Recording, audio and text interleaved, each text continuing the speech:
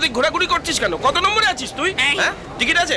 আমাকে দেখে কি মনে হচ্ছে যে আমি সিনেমা হলে ঢুকেছি নাকি যে টিকিট চাইছি?